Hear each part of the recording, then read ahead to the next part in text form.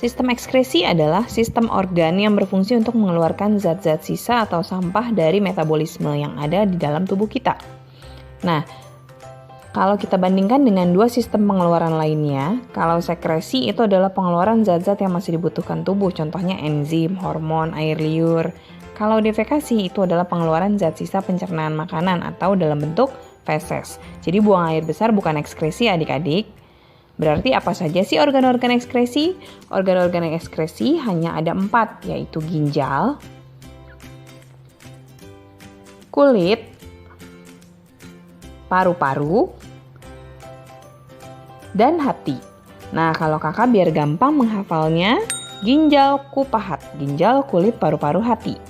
Yuk kita bahas satu persatu organ-organnya. Yang pertama adalah ginjal. Kita memiliki sepasang ginjal di rongga perut di bagian pinggang. Fungsinya adalah untuk menyaring darah, menjaga tekanan osmosis, menjaga pH darah, serta menghasilkan urin. Ginjal memiliki bagian-bagian seperti korteks, kemudian medula atau sumsum ginjal, dan rongga pelvis renalis untuk mengumpulkan urin. Lalu keluar dari ginjal ada saluran yang disebut ureter. Di bagian korteks terdapat jutaan nefron atau unit penyaring yang akan menghasilkan urin. Nah, ini adalah bagian-bagian dari nefron ginjal. Nefron ginjal memiliki bagian glomerulus, kapsula Bowman, lalu ada tubulus contortus proximal yang melengkung di lengkung Henle, kemudian ada juga tubulus contortus distal. Setelah itu, urin-urin yang terbentuk akan dikumpulkan di tubulus pengumpul atau tubulus collectivus untuk disalurkan ke ureter. Selanjutnya, kita akan bahas tahapan-tahapan pembentukan urin. Pembentukan urin ada 3 tahap. Yang pertama adalah filtrasi. Filtrasi adalah penyaringan darah dari protein dan sel-sel darah. Jadi protein dan sel darah tidak boleh keluar bersama urin. Proses ini terjadi di glomerulus dan menghasilkan urin primer. Selanjutnya urin primer masuk ke tahap kedua, yaitu reabsorpsi atau penyerapan kembali glukosa dan asam amino atau zat-zat lain yang masih dibutuhkan tubuh. Proses ini terjadi di tubulus contortus proximal dan hasilnya adalah urin sekunder.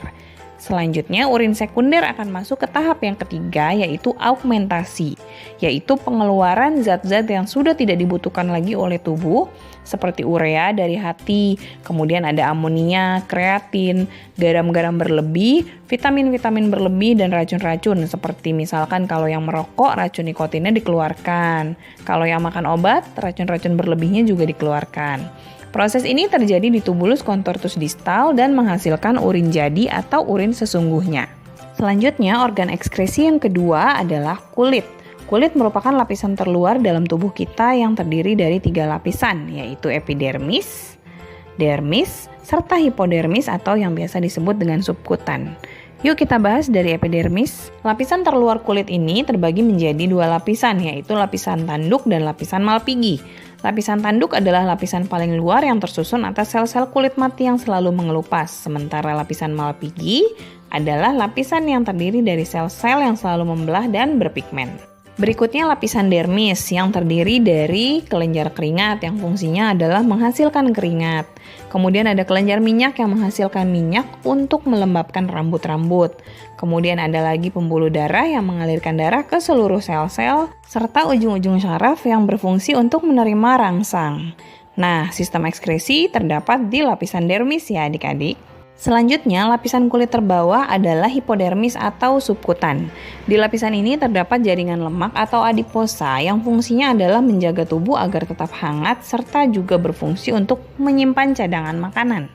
Jadi ketika kita sedang kedinginan, lemak yang ada di lapisan kulit ini akan menjaga tubuh tetap hangat.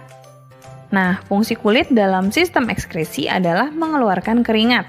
Keringat sendiri berisi garam-garam, urea, dan air. Selain untuk ekskresi, pengeluaran keringat juga berfungsi untuk menjaga suhu tubuh loh. Jadi ketika suhu tubuh kita meningkat, pembuluh darah akan melebar dan menghantarkan panas ke kelenjar keringat, sehingga kelenjar keringat mengeluarkan keringat melalui pori-pori kulit. Keringat yang keluar tersebut akan berfungsi untuk menurunkan suhu tubuh. Selain juga untuk mengeluarkan zat-zat sisa metabolisme. Yuk kita lihat seperti apa sih bentuknya kelenjar keringat. Kelenjar keringat seperti ini ya. Ini adalah penampang melintang dari lapisan kulit. Kelenjar keringat ini ada di lapisan dermis dan bermuara di pori-pori kulit. Berikutnya organ ekskresi yang ketiga yaitu paru-paru.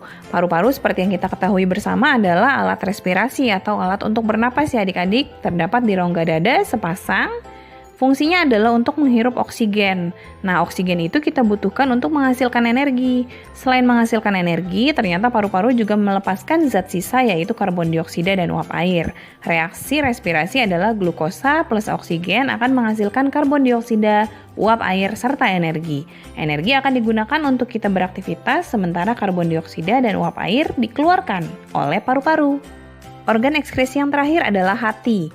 Hati adalah kelenjar terbesar dalam tubuh kita yang memiliki banyak fungsi, seperti menawarkan racun, merombak sel-sel darah merah, merombak protein berlebih, menyimpan gula dalam bentuk glikogen, dan merubah provitamin A menjadi vitamin A. Tetapi yang merupakan fungsi ekskresi dari hati adalah merombak sel darah merah tua dan merombak protein-protein berlebih.